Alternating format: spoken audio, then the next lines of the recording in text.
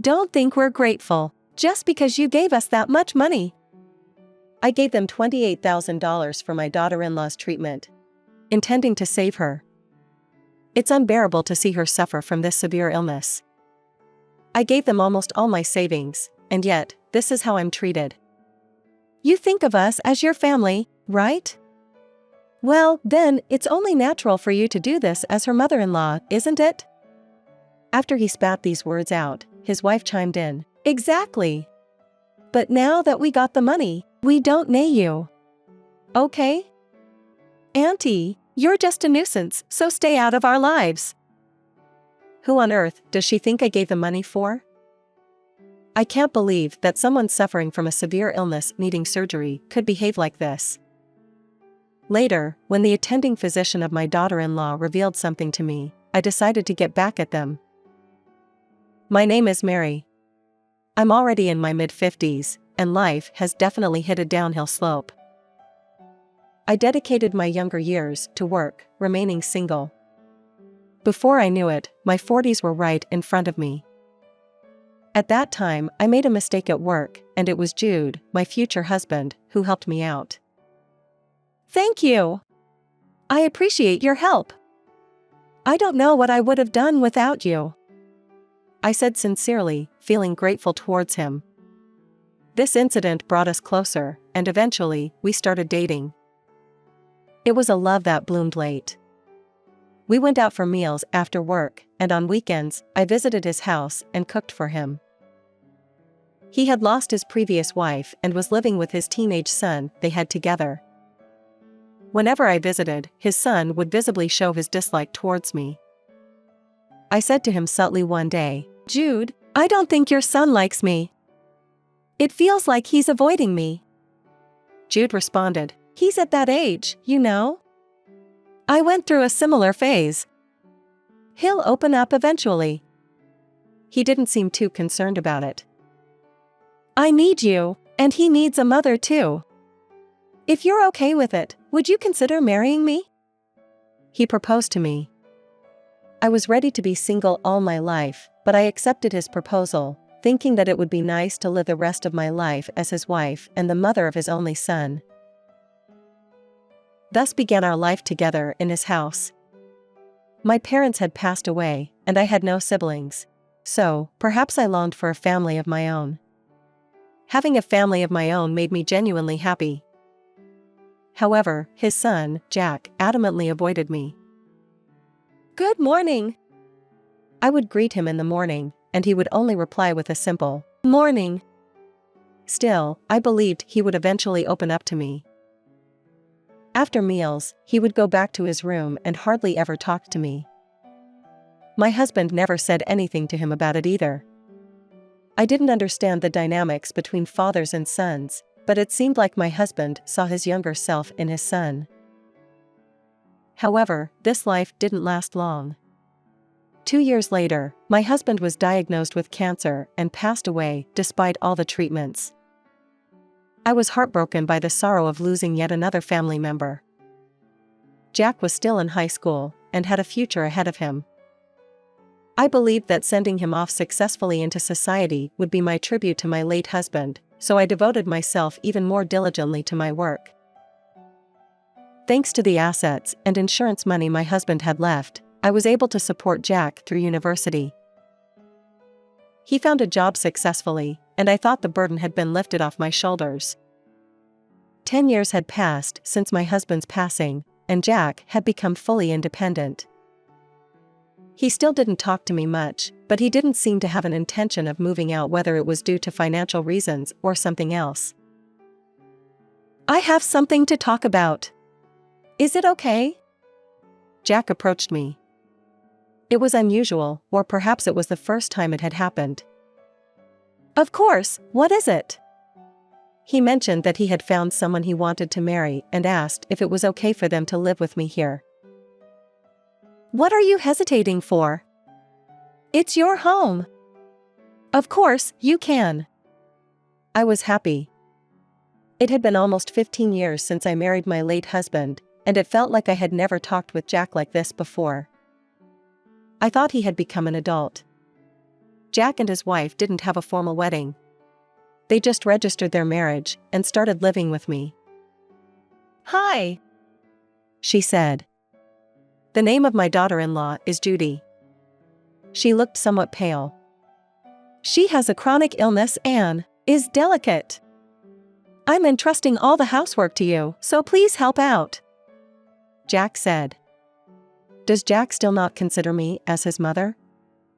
"Thank you, Auntie," my daughter-in-law said with an innocent smile. Couldn't she use any other term? Did it have to be Auntie? From that day on, I was treated like a housekeeper by Jack and his wife. "Oh, I can't eat this. Could you please not put it in front of me?" My daughter-in-law even complained about the food I made for her. "Oh, I'm sorry. Is there food that you can't eat due to your illness? I'll be more careful next time, so please forgive me." I didn't know how to treat her. "Judy is delicate to the point where she has to visit the hospital regularly. Please be considerate, okay?" I understood that she had a chronic illness and needed regular hospital visits.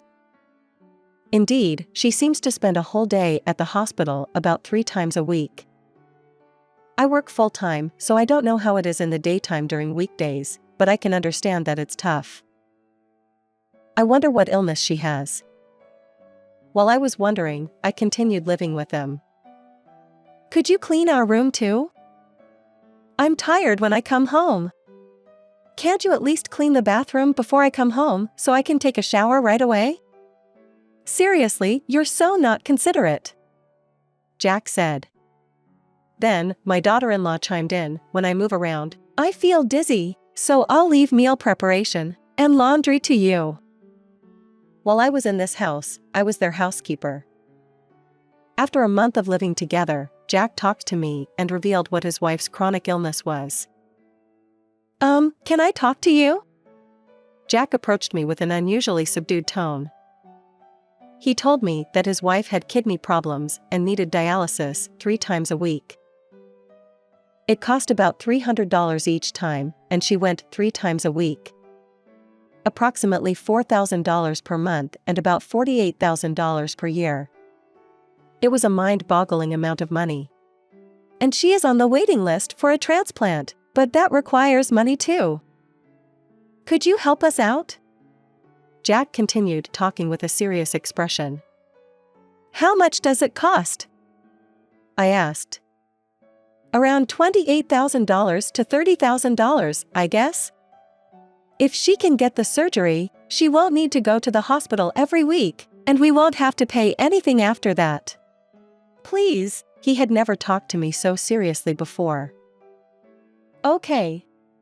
I'll pay. There is nothing more important than life, right?" The attitude of my daughter-in-law also made sense if you think that it was because she was in poor health with such illness. Moreover, they said that they have been spending a lot of money on her treatment, and they are in a lot of debt. I promised to pay to protect the young couple's future. "There is $28,000 in the envelope. I'm glad that I can help." I withdrew the money from the bank and handed the envelope to Jack. "Thank you. I feel bad." His demeanor when he received the money seemed a bit off, but it was probably just the tension of handling such a large amount of money. At least, that's what I thought at the time. However, the next day, "Did you think that we're grateful because you gave us the money? You think of us as your family, right? Then it's only natural for you to pay." Jack lashed out at me. "We already got the money, so you are useless now. Stay out of our lives, okay? Auntie, haha." My daughter-in-law uttered mean words with a pale face. "Can't you just get out of my house already? I've been putting up with you, but you're really annoying." Jack said things that I had never expected to hear from him. I guess I was the only one who thought we were a family. Unable to bear the sadness and frustration, I hastily packed my belongings and left the house. I stormed out, but I had nowhere else to go since I had no other relatives. I had to start by finding a place to stay. For the time being, I checked into an inexpensive hotel near my workplace and thought about my future. I had thought of Jack and his wife as my family, and I truly wanted to be a real family. That's why when I heard about her illness, I decided to pay for her surgery. Driven by emotions, I handed over a considerable amount of money, but now I wonder when and where she will have the surgery. Was it even confirmed? I often hear about transplant patients being on a waiting list, but wasn't that usually for a heart transplant? The more I thought, the more I realized that they hadn't told me anything important. I decided to inquire at the hospital where my daughter-in-law was supposedly undergoing dialysis treatment. I'm sorry, but due to patient privacy regulations, I cannot provide information about our patients. Are you a family member? The word family made my heart ache. Yes, she's my daughter-in-law who lives with me, and she seems always unwell. I worry and ask her various things, but she never tells me anything. Even when I pressed further, they didn't tell me anything. I inquired at several hospitals that seemed to match the description, but they didn't give out any information regarding patients. However, it is true that dialysis treatment does cost money, and I found out that there is a subsidy program available because the costs are exceedingly high. If you use the subsidy, the monthly payment would be about $100 a month. If that was the case, Jack's claim that they have a lot of debt because of the treatment seemed highly suspicious. When I thought about it calmly, numerous questions arose. Why didn't I notice sooner? I had lost sight of myself in my eagerness to please Jack and his wife. I decided to hire a private investigator to do a background check on them. I felt uncomfortable suspecting my own family, but I had given them $28,000, which is a lot of money, so I couldn't help but be concerned about where the money was going.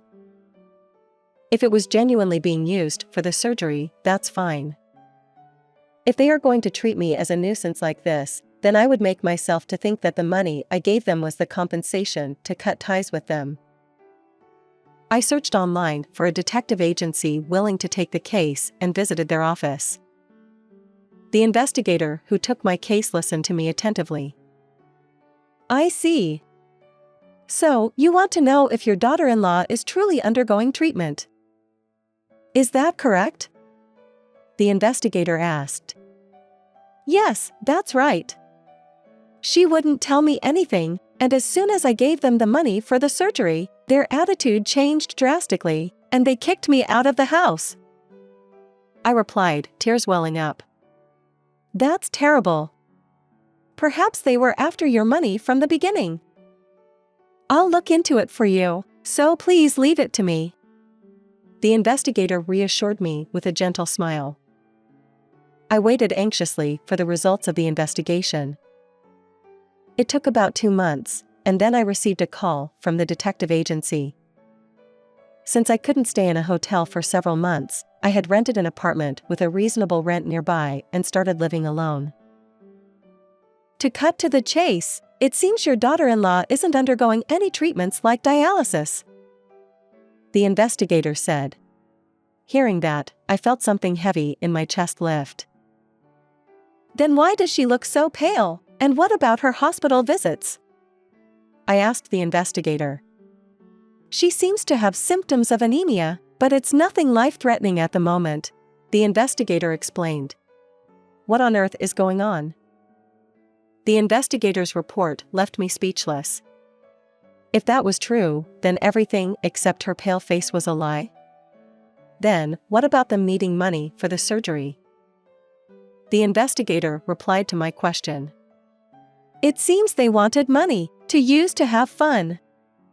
They seem to have borrowed money from various places. They took advantage of your kindness and deceived you. The investigator reported the surprising results of the investigation in a matter-of-fact manner. I felt anger welling up. I had genuinely been worried, yet they took advantage of that and deceived me. I was enraged. I decided to stop being considerate. No matter how much I invest emotionally, he is someone else's child after all. Although I had believed I had given my heart to him for nearly 15 years, it all turned cold in an instant. From that day on, I started plotting my revenge. After some time, Jack bombarded me with calls, but I decided to ignore them completely. Then, after another couple of weeks, I felt that the time was right.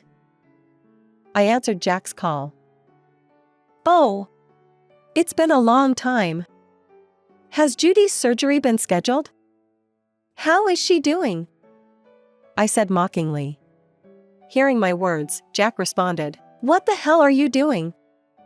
Realtors and investigators have been poking around lately, and I thought that it was strange. Then, they told me that this house is up for sale? This is my house, isn't it? Who gave you the right to sell it?" Jack was furious. His voice was so loud that my ears hurt. "Your house? No, it's not. It's the house your father built. And the current owner is me. You and your wife kicked the homeowner out of the house. I no longer need to live in that house, so I decided to sell it and buy another property. You two better start looking for a new place soon," I retorted. Hearing my words, Jack's voice grew even angrier. "What the heck? This house was built by my dad, and now that he's gone, it should be mine, right? What right do you have, when you came into our family later?" he shouted. "Okay. You really don't know anything, do you? Well, I guess part of it is my fault because I didn't tell you." I told Jack about what happened when his father passed away. When he passed away, Jack was still a minor. He left a will entrusting me with all the asset management, judging that Jack was not of an age where he could manage the assets, along with enough savings to send Jack to university. "I'm entrusting my son to you." Those were my husband's last words. I hadn't told Jack about it, because I was going to pass on both the land and the house to him someday, as it was part of the assets my husband left behind. So, I didn't feel the need to say it. But I never expected him to betray me like this. Legally, we are a mother and son. You could have at least pretended to like me as your mother, even just for a formality. Then, eventually, you would have gotten everything, you know?" I said sadly. I had truly wished to have a connection with him as a parent and child, but that dream came to an end. "Or maybe, you will buy the land and house from me? Since it's a transaction within the family, I might consider giving you a bit of a discount, you know?" I said that to him. "Originally, it was supposed to be given to me, right? Then hurry up and transfer the ownership to me," he said with frustration. "Whether it's a gift or a transfer, it doesn't come for free, you know? Do you understand? Kicking me out was a mistake on your part." I have no intention of backing down. The $28,000 that you received from me wasn't for surgery, was it? I had it all investigated. The story about Judy being a dialysis patient and needing a transplant surgery was a lie, wasn't it? How could you deceive me just to get money to use for fun? I will never forgive you for that." When I said this, "Wait a minute. It's true that Judy is delicate. Please believe me." He started panicking. "I already know that. She has anemia and it's not life-threatening. Be prepared. I'll make you return the money you deceived and took from me," I said firmly. In response, he said, "That's just an accusation. And we're family, right? It can't possibly be fraud." "Family? How could you say that after all you've done? You have never once had a serious conversation with me since I married your father. Despite that, I tried my best to uphold the promise I made to your father, and watched over you. Do you understand?" All the things that had happened crossed my mind, nearly bringing me to tears. "Because we're family, it's not a crime? You know a thing or two, don't you? But it's too bad. I'm going to sue you for a fraud. Because that's what you did to me. You lied and swindled money from me, I asserted firmly. I can't believe it. He was speechless on the other end of the phone. With the investigation report from the private investigator, I'm going to consult with a lawyer. So, could you please talk to my lawyer from now on? I doubt you ever considered me as your mother. And frankly, I no longer think of you as my son either. You're nearly 30 now. Figure things out on your own for once. I said this and hung up the phone. The dispute between me and Jack and his wife didn't end easily.